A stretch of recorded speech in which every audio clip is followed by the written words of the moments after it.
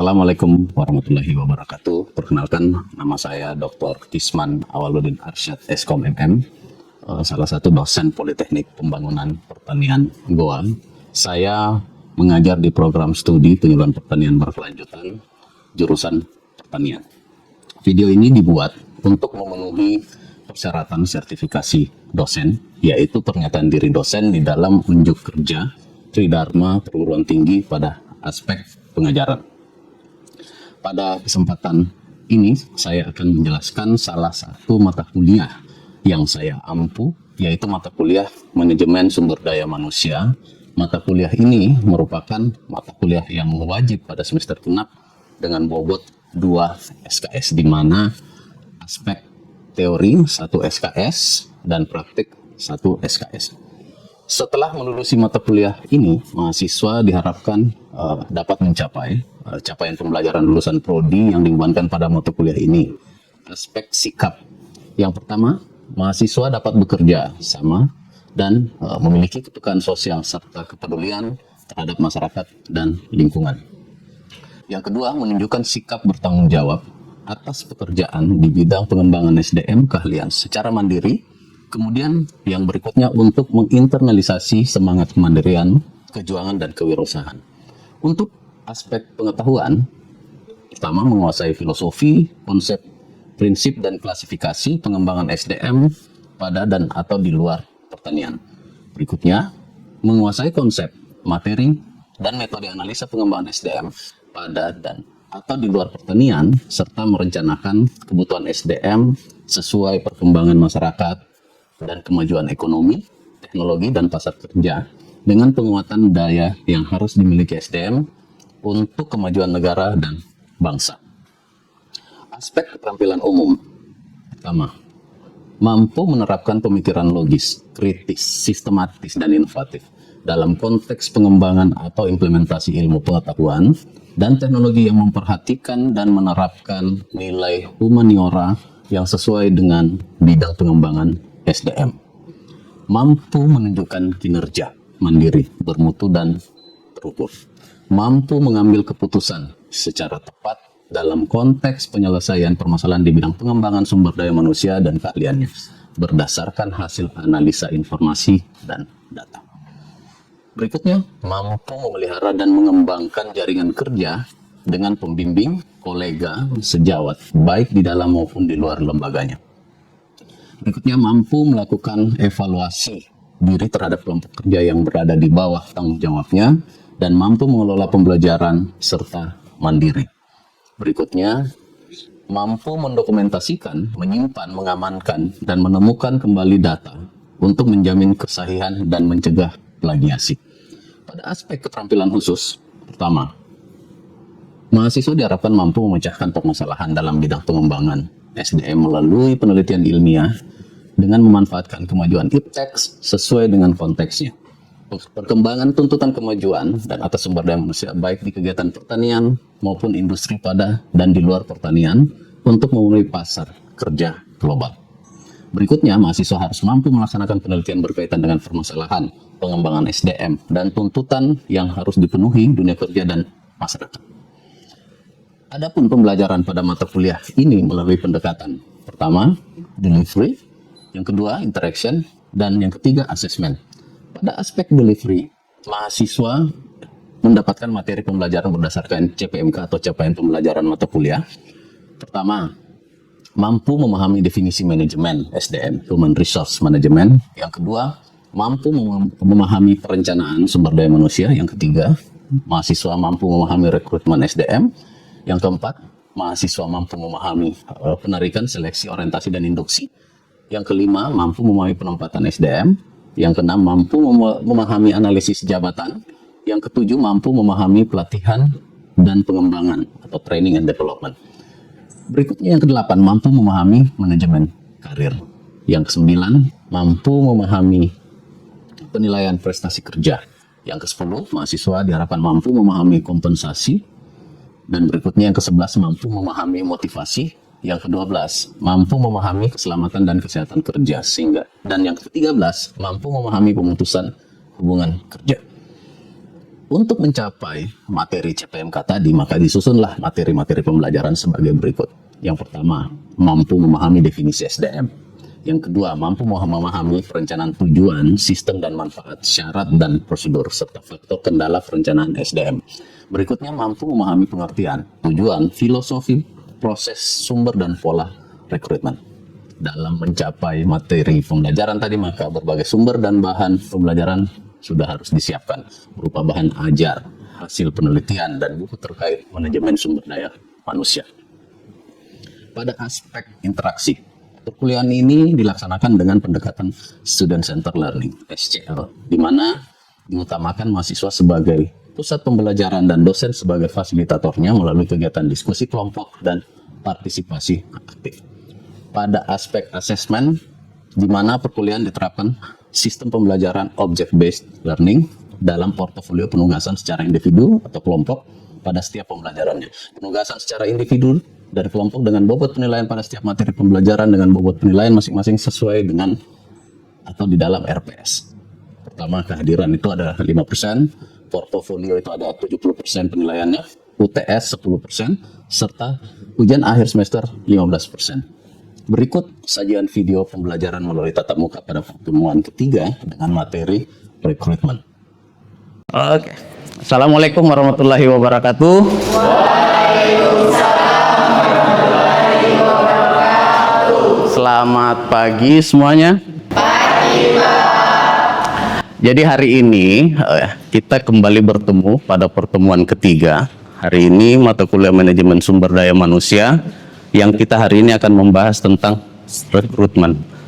Jadi rekrutmen itu adalah proses ketika kita ingin, ketika kita membutuhkan tenaga, kita akan membuka penerimaan. Kita akan menginformasikan keluar bahwa perusahaan kita adalah akan menerima staf atau pegawai.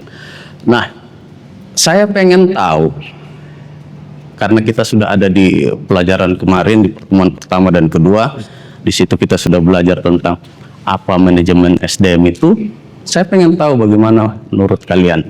Kalau saya sebagai pemilik perusahaan agribisnis, ketika ingin membuka lowongan sebagai tenaga lapangan, membutuhkan tenaga lapangan, apakah semua orang yang mengirimkan lamaran ke saya itu, ke perusahaan kita itu harus diterima atau tidak? Kira-kira ada yang bisa kasih saya sedikit gambaran kenapa bisa sampai kita tidak bisa menerima seluruh pelamar? Ada yang bisa?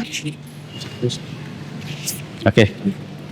Jadi menurut saya kenapa ketika kita buka suatu rekrutmen tapi kita tidak bisa menerima semua pelamar untuk masuk ke dalam perusahaan, karena tujuan dari rekrutmen ini adalah menyeleksi orang-orang yang melamar ke dalam perusahaan kita, mana yang terbaik dari yang baik, karena tidak mungkin kita menerima semua pelamar karena lowongan pekerjaan yang kita butuhkan itu tidak terbatas. Oke. Masuk. Ada yang lain? Ada yang bisa memberikan pilihan yang lain? Oke, silakan. Jadi baik, menurut pendapat saya, mengapa ketika kita membuka suatu rekrutmen di suatu perusahaan kita tidak bisa menerima semua pelamar yang melamar di pekerjaan di pekerjaan kita, karena di kita sendiri memiliki kriteria yang ingin kita seleksi. Jadi itulah fungsi dari rekrutmen itu sendiri. Jadi setiap perusahaan memiliki suatu prinsip atau suatu kriteria untuk memenuhi suatu persyaratan di perusahaan tersebut. Mungkin seperti itu, Bapak. Terima kasih. Oke, baik. Masih ada yang lain atau kita lanjut ke slide berikutnya? Definisi rekrutmen. Di slide ini kita akan belajar atau kita akan dijelaskan bahwa rekrutmen itu merupakan rangkaian kegiatan sebuah organisasi atau perusahaan ketika membutuhkan tenaga kerja hingga untuk memperoleh calon yang memenuhi kualifikasi jabatan. Jadi, rekrutmen bukan berarti langsung menerima pegawai. Jadi ingat, rekrutmen proses mencari dan menarik sebanyak mungkin kandidat yang memenuhi syarat. Ini yang juga membedakan rekrutmen dengan seleksi. Jadi beda ya, rekrutmen dengan seleksi. Rekrutmen mencari pelamar sebanyak-banyaknya. Jadi ketika kamu lihat ada pengumuman atau ada apa, kamu lihat di tempat-tempat umum bahwa ada rekrutmen, itu adalah sebuah proses di mana kita mencari pelamar sebanyak-banyaknya. Terbuka, siapapun bisa. Sementara seleksi adalah memilih pelamar yang sudah tadi meng-apply lamaran. Ini dua kata yang berbeda, tapi kadang diucapkan seolah-olah ini sama, rekrutmen dengan seleksi. Nah, di sini banyak hal yang bisa kalian dapatkan terkait dengan sumber-sumber rekrutmen yang tadi. Pertama ada rekrutmen internal. Rekrutmen internal berarti perusahaan mengambil kandidat dalam organisasi itu sendiri. Jadi ingat, sumber rekrutmen ada jalur internal, eksternal, kebutuhan jabatan. Tidak ada ordal. Jadi sumber rekrutmen internal, rekrutmen berarti perusahaan mengambil dari dalam perusahaan itu sendiri. Misalnya, perusahaan kita butuh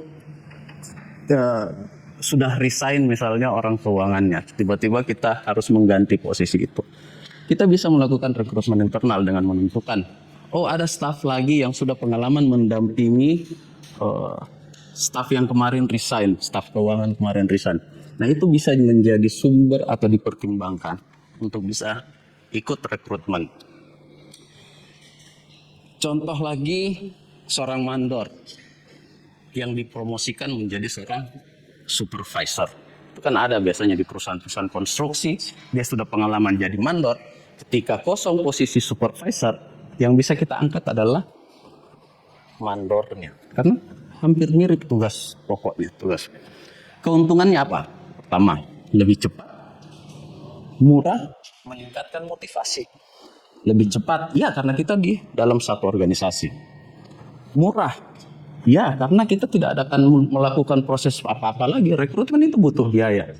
Lalu meningkatkan motivasi. Maksudnya, seorang mandor yang lain pun akan serius bekerja, akan semangat bekerja karena dia berpikir ada jenjang karir. Dari mandor bisa jadi supervisor. Kekurangannya ada juga. Kalau ada keuntungan berarti ada kekurangan.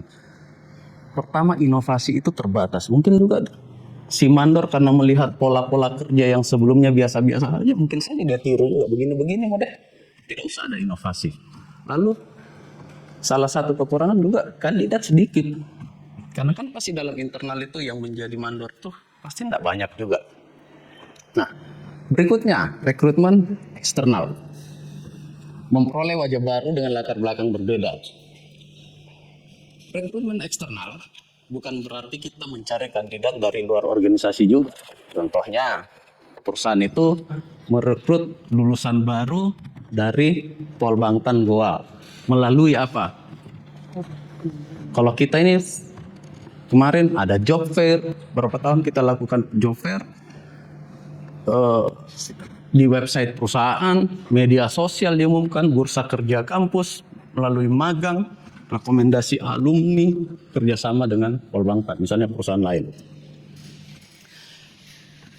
Contoh kecil, ketika kita punya bertani di depan, kita sudah membuka peluang magang buat rekan-rekan atau teman-teman mahasiswa. Ketika saya atau ke depan organisasi membutuhkan kualifikasi yang ada di situ, misalnya nih, sudah magang selesai, dia punya skill barista, kita membutuhkan barista di bertani, bisa saja dari situ kita merekrut, tidak perlu lagi ngecek dari orang, ambil dari tempat lain.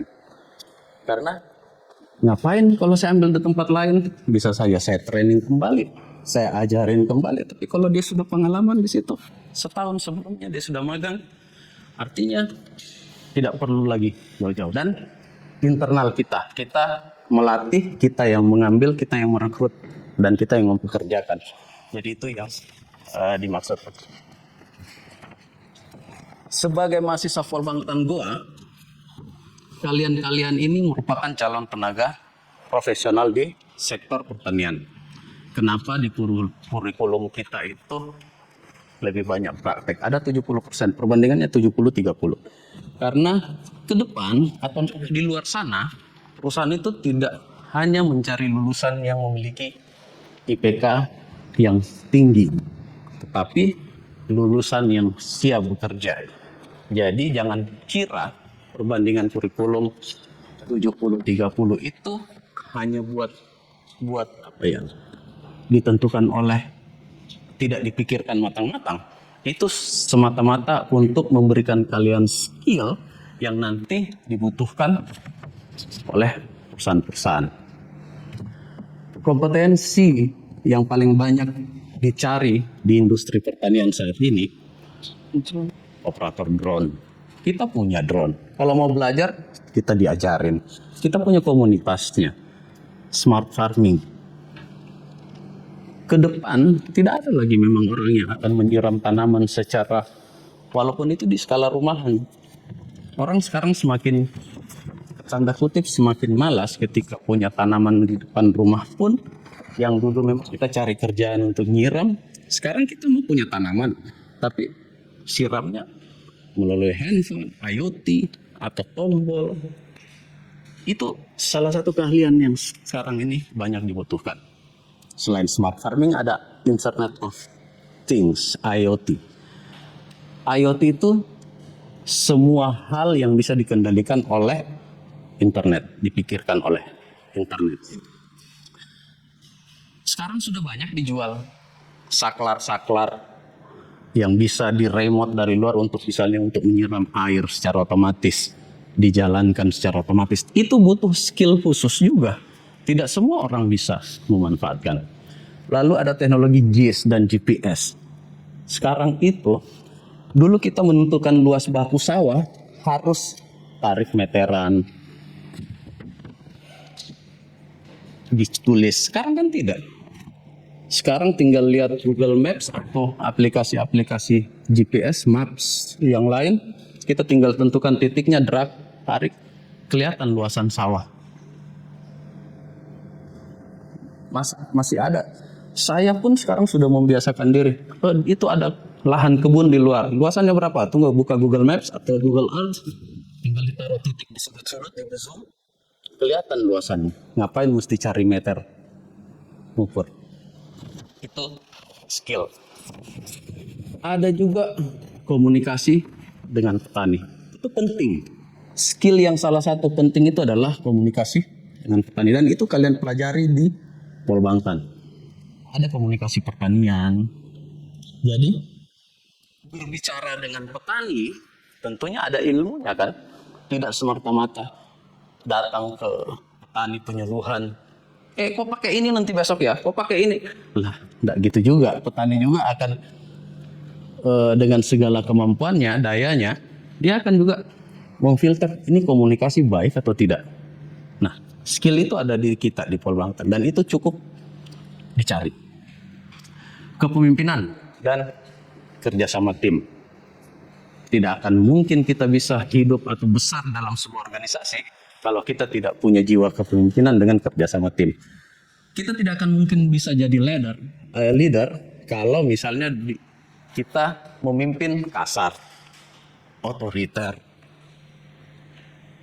Tim tidak akan mau bisa bekerja sama dengan kita atau mengikuti arahan pimpinan atau leadernya kalau tidak punya ilmunya. Adik-adik sekalian, kita sampai di penghujung mata kuliah kita di pagi hari ini. Sebelum saya menutup pertemuan kita, saya ingin membuka diskusi atau memberikan kesempatan bagi adik-adik sekalian untuk mengajukan diskusi atau kita bertanya atau kita sharing dan lain-lain. Ada yang bisa? Oke, silakan. Terima kasih atas kesempatannya Pak. Perkenalkan sebelumnya nama saya Muhammad Maulana Ibrahim. Kemudian adapun pertanyaan dari saya yaitu apa tantangan yang sering kita alami atau yang sering terjadi di dalam sektor pertanian Pak terkait dengan rekrutmen, mungkin itu Pak. Oke, baik. Terima kasih pertanyaannya baik. Jadi sektor pertanian saat ini memang salah satu sektor yang memiliki tantangan yang besar. Beberapa tantangan itu, dan itu jelas ada di kita, di sekitar kita. Pertama, rendahnya minat generasi muda bekerja di sektor pertanian. Ini rendah karena apa? Banyaknya generasi muda yang tidak terinfokan bahwa sektor pertanian itu sangat menjanjikan. Kita sudah melalui COVID. COVID itu salah satu sektor yang bisa bertahan adalah pertanian. Mau orang kehilangan pekerjaan, dia tidak bisa makan, dia tidak. Tapi kalau dia fokus di dunia pertanian, dia tetap bisa makan, dia tetap bisa menjual. Karena orang nyari itu. Nah, itu salah satu tantangannya. Tapi minat ini karena banyak dari kita yang secara tidak sadar juga tidak mau mendiseminasikan hal-hal terbaik yang ada di sektor pertanian. Kenapa sampai saya pun suka men-share terkait dengan petani-petani sukses, berapa pendapatannya, berapa. Karena saya pengen orang lain itu lebih banyak tahu tentang sektor pertanian. Apa sih asiknya bekerja di sektor pertanian? Kalian ini hanya segelintir orang yang belum tahu, atau mungkin sudah tahu tapi masih meraba-raba. Banyak sekali anak-anak muda di luar sana yang masih umur 20-21 tapi sudah punya penghasilan yang baik. Itu karena apa? Dia fokus ke sektor pertanian. Berikutnya adalah lokasi kerja yang jauh. Kadang kalau kita bekerja di sektor pertanian ya mau tidak mau biasanya ada di daerah Malino, perusahaannya ada di mana. Tidak ada kan sektor pertanian punya lapangan demplot kantor apa di tengah kota. Itu salah satu yang membuat minat itu makin turun. Berikutnya adalah anggapan banyak orang yang tidak menjanjikan. Siapa bilang tidak menjanjikan? Saya 3 tahun di program YES, 4 tahun di program YES. Banyak sekali bertemu, hampir tiap hari bertemu dengan orang-orang muda yang punya penghasilan minimal 20 juta. Tanam pepaya California. Anak muda. Banyak di Bantaeng. Perubahan iklim juga menentukan tantangan. Jadi yang menjadi tantangan adalah perubahan iklim. Iklim kita kan ada tiba-tiba panas, tiba-tiba dingin. Dan itu kadang sekarang akhir-akhir ini sudah tidak menentu malah dengan gejala El Nino, Godzilla, dan lain-lain. Salah satu yang terakhir adalah kebutuhan tenaga kerja yang menguasai teknologi modern. Ini yang menjadi tantangan. Drone sudah banyak. Sudah jadi kebiasaan petani kita menggunakan drone. Tapi operatornya masih kurang. Kamu tahu, menerbangkan drone pertanian itu 250 per hektar. Ribu. Nah 251 hektar itu kan paling 10 menit kasih terbang. Jadi bayangkan kalau kau kerja jadi operator drone. Kau bisa kerja dalam sehari bisa memupuk berapa puluhan hektar. Berapa kali berapa duit itu. Itu cuma per hari. Dan sudah banyak di Bone. Sudah ada perusahaan-perusahaan yang menyediakan jasa drone. Banyak. Kita sewa 250 per hektar. Operatornya. Nah itu. Oke, yang lain ada interaksi? Oke. Silakan. Baik, terima kasih atas kesempatan yang telah diberikan Pak. Perkenalkan, nama saya Imelda. Langsung saja pertanyaan saya Pak. Apa akibat jika suatu perusahaan salah melakukan rekrutmen? Terima kasih Pak. Oke, terima kasih atas pertanyaannya. Ini juga bisa kita pahami bersama-sama bahwa banyak dampak negatifnya ketika kita salah dalam proses rekrutmen.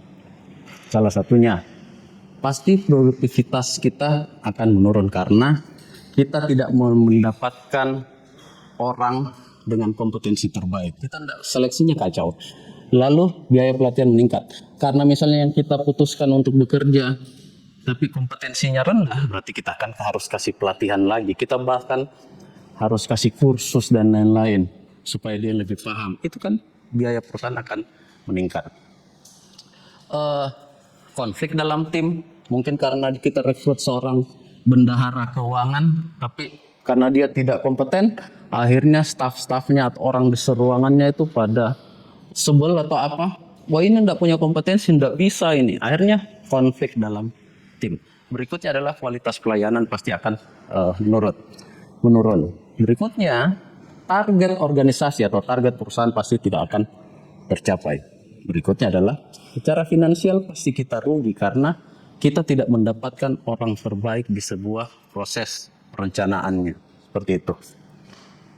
Oke, saya butuh mungkin yang terakhir pertanyaan atau yang bisa kita diskusikan. Silakan. Baik, perkenalkan nama saya Maisha Alia Hasefana. Jadi pertanyaan saya, bagaimana perkembangan teknologi ini dapat mempengaruhi proses rekrutmen itu sendiri? Terima kasih. Baik, terima kasih Imelda.